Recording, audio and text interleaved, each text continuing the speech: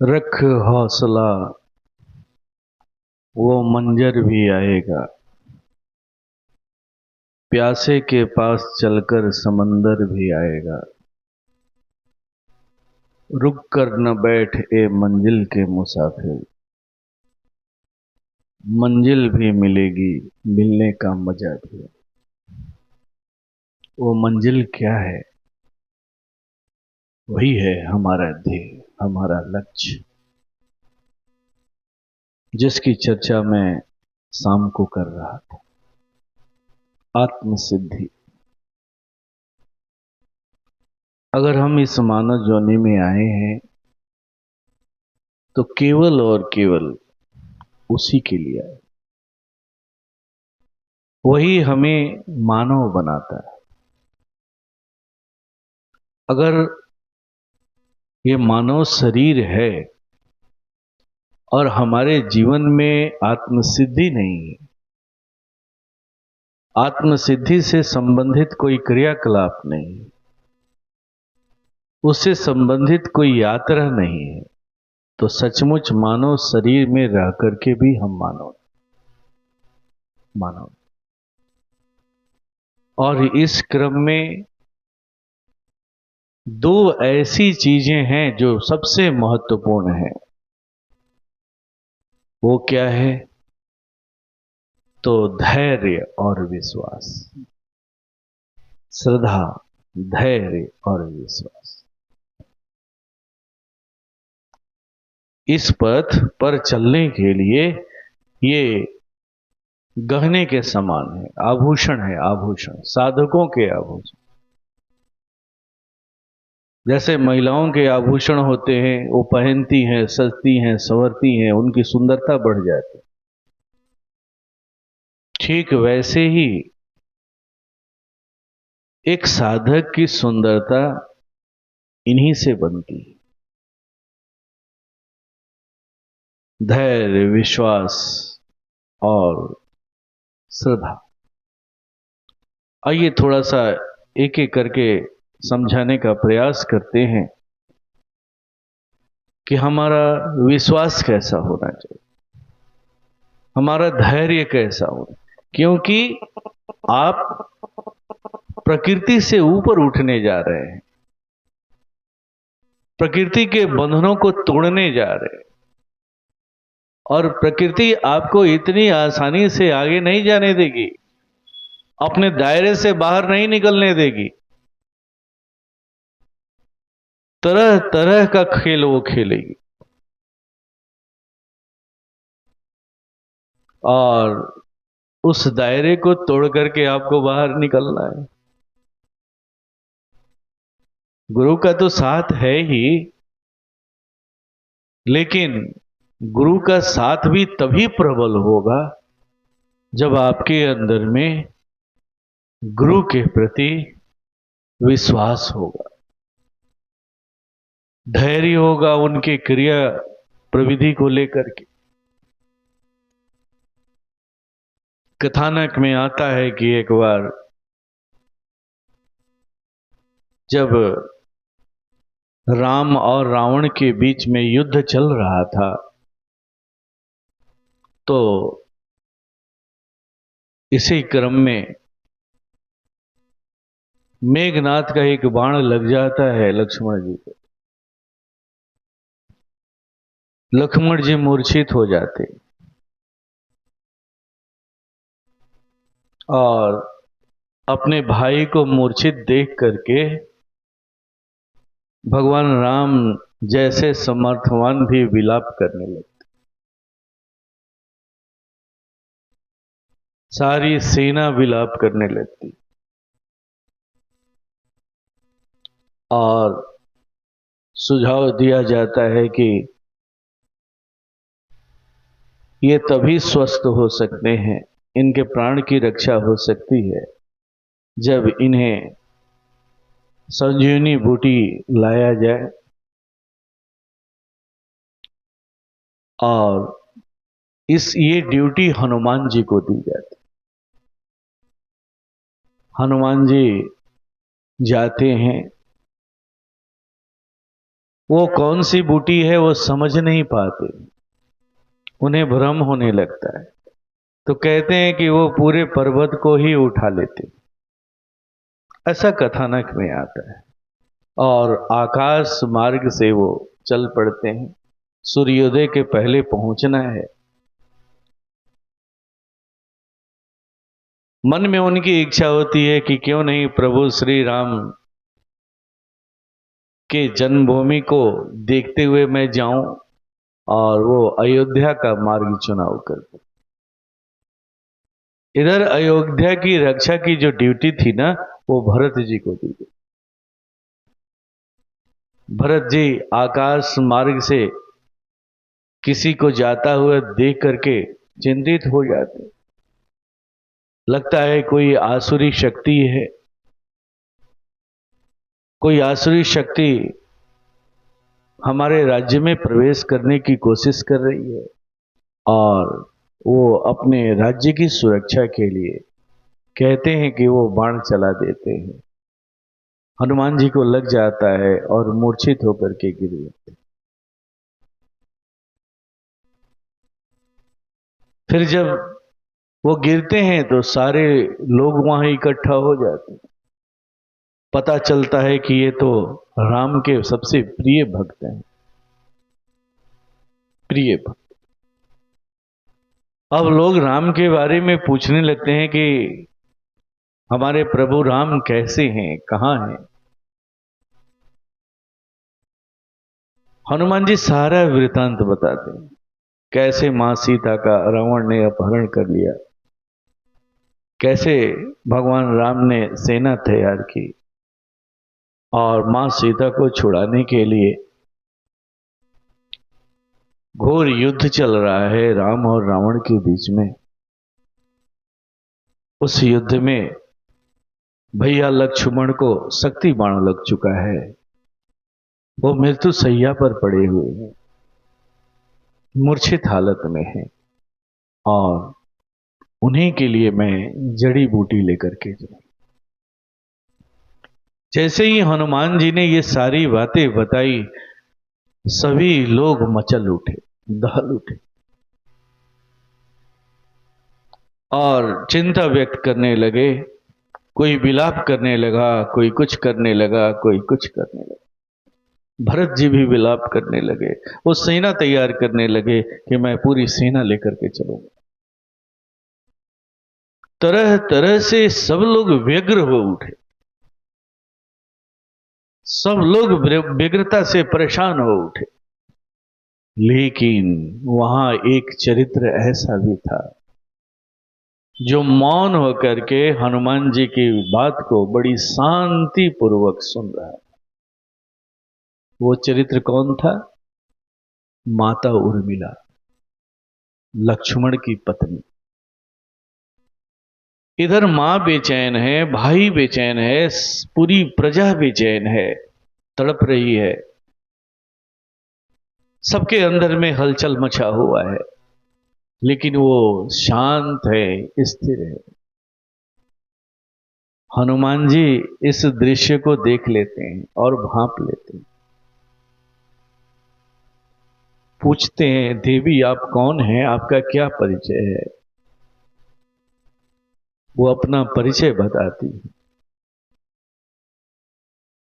तो पूछते हैं ये प्रश्न कि देवी, मेरी बात सुनकर के सारे लोग व्यग्र हैं, बेचैन हो उठे हैं, हिल गए हैं, लेकिन मैं आपको देख रहा हूं कि इस विपरीत परिस्थिति में भी आपके पति मृत्यु शैया पर है, वर्षों से वो आपके साथ नहीं है, भाई की सेवा में गए हुए हैं, आपका महान समर्पण है, और उसके बाद भी अब सूचना मिलती है कि वो मृत्यु शैया पर है, फिर भी आप इतनी शांत कैसे, स्थिर कैसे? आपके अंदर में कोई हलचल के परमाणु नहीं दिख रहे। कहते हैं कि मां उर्मिला पूछती हैं कि अच्छा एक बात बताइए हनुमान जी, जब आप वहां से चले थे तो मेरे पति लक्ष्मण जी किस अवस्था में थे। हनुमान जी ने कहा कि जब मैं चला था तो भगवान राम उनके सर को अपने गोद में रखे हुए थे और विलाप कर।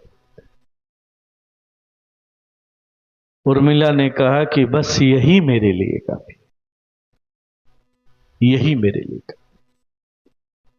जिसके सर को प्रभु राम अपने गोद में रखे हुए, उसका अहित कैसे हो सकता है? कभी नहीं हो सकता। मुझे उन पर इतना विश्वास है, इतना विश्वास, यही है विश्वास। हम लोगों के साथ क्या होता है, थोड़ा भी जीवन में विपरीत परिस्थिति आई, मन के अनुकूल कोई काम नहीं हुआ, हम लोग विचलित हो जाते और सोचते हैं कि गुरु की कृपा नहीं हो रही, प्रभु की कृपा नहीं हो रही। कहां विश्वास है आपको? कहां विश्वास है? आपने तो उनको धारण ही नहीं किया है, धारण ही नहीं किया। जब आप धारण करेंगे तो वो उसी उर्मिला का चरित्र आपके अंदर में। और जब तक ऐसा विश्वास अपने इष्ट के ऊपर नहीं होगा, अपने गुरु के ऊपर नहीं होगा, तब तक बात बहुत दूर है। याद रखिएगा, बात बहुत दूर है। जब एक साधक इस आभूषण को धारण करता है, तब उसकी भक्ति रंग लाती है, उसकी भक्ति सुंदर होती है, दर्शनीय होती है, लोगों को आकर्षित करती, आकर्षित। दूसरा है धैर्य। धैर्य भी परम आवश्यक है। धैर्य भी कैसा होना चाहिए? तो परम पूज्य गुरु महाराज साहब अक्सर एक प्रसंग रखा करते थे, उसे भी मैं एक प्रसंग के द्वारा आपको समझाने का प्रयास करूं। एक बार एक गांव में किसान रहा करता था। किसान का जो आमदनी का स्रोत था वो खेती था। वो ऐसी जगह पर रहा करता था जहां बांस की खेती हुआ करती। आप लोग के यहाँ धान गेहूं की खेती होती है ना, वो ऐसे प्रदेश में था जहां बांस की खेती होती। और बांस का उपयोग किस लिए होता था? तो कागज बनाने के लिए। एक दिन उस किसान का एक मित्र आया और उसने कहा कि ऐसा है भाई कि तुम जिस बांस की खेती करते हो ना, वो ज्यादा से ज्यादा 18 से 20 फीट तक लंबा होता है, लेकिन मेरे पास एक ऐसा बीज है, ऐसा बीज है जो 90 फीट का, एक बांस जो है ना उसका 90 फीट का लंबा होता है। उसकी लंबाई 90 फीट की होती। अब सोच लो, अगर उस बीज की तुम खेती करोगे तो क्या होगा? वो थोड़े से ही जमीन की खेती में तुम्हारी फसल 3 गुना हो जाएगी, 3 गुना, 4 गुना हो जाएगी। तुम्हारी आमदनी 4 गुना बढ़ जाएगी। बहुत थोड़े से जमीन की खेती में तुम्हारी आमदनी 4 गुना बढ़ जाएगी। किसान ने कहा कि क्या ऐसा हो सकता है? उसने कहा कि हाँ, हो सकता है। मेरे पास एक ऐसा बीज है, मैं चाहूंगा कि तुम उसकी खेती करो, तुम्हारी गरीबी जल्द से जल्द दूर हो जाए। और किसान ने उस बीज को प्राप्त कर लिया। कहते हैं कि वो अपनी खेत की निगुड़ाई किया, जुताई किया, खेत को तैयार करके जैसे किसान मित्र ने बताया था, ठीक वैसे ही अपनी खेत की निगुड़ाई किया, जुताई किया, खेत को तैयार किया और समय पर उस बीज की रोपाई भी कर दी, बिजाई भी कर दी। जब किसान लोग फसल लगाते हैं, बीज लगाते हैं, तो खेत की देखभाल भी करते हैं, सुबह शाम, या कम से कम एक बार तो जरूर वो घूमते हुए देखने के लिए जाते हैं। ठीक वैसे ही वो किसान घूमने के लिए जाया करता था। अमूमन देखने को मिलता है कि 8 से 10 दिन के अंदर में जो भी हम बीज लगाते हैं उसका अंकुरण हो जाता है, लेकिन उस किसान ने जो बीज लगाया उसका अंकुरण नहीं हुआ। अगल बगल के जो खेती करने वाले किसान थे उनके बीजों का तो अंकुरण होने लगा, लेकिन उनका बीज अंकुरण। लेकिन किसान रोज अपने खेत पर जाता, देखता, और बीज के अंकुरण होने के लिए जो शर्त है कि खेत की नमी नहीं खत्म होनी चाहिए, नमी बनी रहनी चाहिए, उसका वो पालन करता है। 20 दिन हो गए, 1 महीने हो गए, 2 महीने हो गए, अंकुरण नहीं हुआ, लेकिन वो उन शर्तों को पालन करते रहा। ऐसा नहीं है कि वो छोड़ दिया। अब अगल बगल के जो उसके दोस्त मित्र थे हंसी उड़ाने लगे, अरे देखो तुम्हारा मित्र कैसा बीज तुमको दे दिया है, मूर्ख बना दिया। देखो हम लोगों के फसल तो एक एक हाथ के हो गए हैं, तुम्हारी फसल तो अभी अंकुरित ही नहीं हुआ, तुम्हारा बीज तो अभी अंकुरित ही नहीं हुआ है। तुम्हारा मित्र जो है ना वो धोखेबाज है, तुम्हें धोखा दे दिया। वो किसान कहता कि नहीं, ऐसा नहीं हो सकता, मेरा मित्र कभी भी धोखेबाज नहीं होता, मुझे अपने मित्र पर भरोसा है, भरोसा है। और कुछ दिन के बाद वो उन लोगों से कट गया, क्योंकि जब भी वो जाता भेंट होती तो मजाक उड़ाती। तब धीरे धीरे किसान उन लोगों से भी दूरी बनाने लगा। कहीं भी कभी भी खेत पर जाता तो अकेले जाता। कुछ दिन के बाद फिर लोगों से भेंट हुई। अब कहते हैं कि 6 महीना हो गया, साल भर हो गया,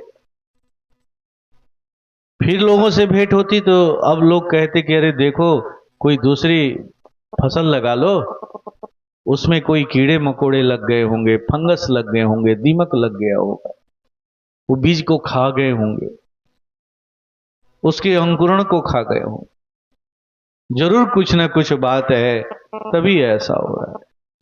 किसान कहता कि नहीं, ऐसा नहीं हो सकता, मेरा जो दोस्त है ना, मेरा जो मित्र है ना, वो कभी भी धोखेबाज नहीं, मुझे उस पर विश्वास है। और कहते हैं कि कुछ दिनों के बाद एक दिन किसान गया तो देखता है कि वो उसका अंकुरण हो चुका है। फिर 10 दिन के बाद वो पौधे 20 फीट के लंबे हो गए, और फिर 1 महीने होते होते वो 90 फीट के लंबे, 90 फीट के। किसान देख करके हर्षित हो गया। और जब फसल की कटाई हुई, फसल जब बेचा गया, तो अगल बगल के किसानों से 4 गुना ज्यादा उसे कीमत मिला, क्योंकि अगल बगल के जो किसान थे उनकी फसल ज्यादा से ज्यादा 15 से 18 फीट जाकर के ही अंत हो गया, लेकिन उस किसान के जो एक एक फसल थे, एक एक पौधे थे, उसकी ऊंचाई 90 फीट। किसान ने तो एक, उसके मित्र ने तो कहा ही था कि घबराना मत, ये फसल की खासियत यही है कि इसकी ऊंचाई 90 फीट, 4 पौधों के बराबर इसका एक पौधा होगा। और वो किसान का घर धन्य धन्य से। यही है धैर्य। किसान का मित्र कौन है? यही है गुरु। हमें भी याद रखिएगा इस बात को हमें भी हमारे गुरु ने जो हम लोगों के अंदर में धर्म बीज डाला है, हमारे हृदय कमल पर जो धर्म बीज डाला है, वो ऐसा ही धर्म बीज है, ऐसा ही धर्म बीज। और इसका निरंतर अभ्यास एक दिन आपको वहां तक पहुंचा देगा। आज नहीं ये अंकुरित हो रहा है तो कल होगा, याद रखिए। कल नहीं होगा, 10 वर्ष के बाद होगा, लेकिन ये कभी भी विफल नहीं होने वाला है, कभी भी विफल नहीं। क्योंकि एक सदगुरु का दिया हुआ बीज है, धर्म बीज। एक सदगुरु ने आपके हृदय कमल पर अपने धर्म बीज की खेती की, इसलिए आपका भी धैर्य ऐसा ही होना चाहिए। अगर आप हिलते रहेंगे, डुलते रहेंगे, तो फिर कैसे उसका परिणाम आपको मिले? कैसे मिले? नहीं मिल पाए। इसलिए हम साधकों का यह कर्तव्य बनता है, उस किसान की तरह, कि हम नित्य उस धर्म का पालन करते रहें। जो एक बीज के अंकुरण होने के लिए जो शर्त रखा गया है कि उसकी, उस खेत की नमी कभी भी खत्म नहीं होनी चाहिए, नमी बनी रहनी चाहिए, ठीक वैसी ही नमी हमारे अंदर भी बनी रहनी चाहिए। हमारा हृदय कभी शुष्क ना हो, कभी सूखे नहीं। अपने प्रभु के प्रति, अपने गुरु के प्रति, अपने उस मंत्र के प्रति, अपने उस क्रिया के प्रति वो नमी हमेशा बना रहे, हमेशा बना। हम उसका अभ्यास निरंतर करते रहे, सुबह शाम जो करने के लिए बताया गया है उसे करते। अगर आप अभ्यास नहीं करेंगे तो वो भूमि सूख जाएगी, फिर कैसे उसका अंकुरण होगा? कैसे वो प्रस्फुटित होगा? कैसे वो अपनी विशालता को धारण करेगा? नहीं कर पाए। इसलिए आपका भी कुछ कर्तव्य बनता है, केवल गुरु का ही कर्तव्य नहीं है। गुरु ने तो जो करना था कर दिया है, आपको दे दिया है, अपनी कीमती से कीमती की, अपने पूरे जीवन भर की कमाई, जो उन्होंने साधना की, जो तपस्या की, उसे जो बीज पैदा, सारी अपनी ऊर्जा को एक छोटे से बीज के रूप में पिरो दिया, अपनी पूरी विशालता को उसमें पिरो दिया और आपको दे दिया। आपके हृदय कमल पर उसकी खेती कर दी। अब आपका कर्तव्य बनता है कि आप उसकी नित्य सिंचाई करते, अपने नमी को खोने न दे। वो सिंचाई क्या है? तो नित्य का अभ्यास, सुबह शाम उसका अभ्यास, निरंतर अभ्यास, इसी धैर्य के साथ। और जब आप करेंगे तो निसंदेह जानिए कि उस बांस के फसल की तरह आपका भी जीवन धन्य हो जाए। आप यहां से खाली हाथ नहीं जाएंगे। ये हमारे गुरु महाराज का कॉल है, वादा है। तो जब साधक ऐसे विश्वास और धैर्य को जब धारण करेगा, तभी वो अवस्था आएगी, वो आत्मसिद्धि का सम्मान आपकी झोली में, आपकी मानवता वापस आ जाएगी, जिसे आपने खो दिया है, हमने खो दिया।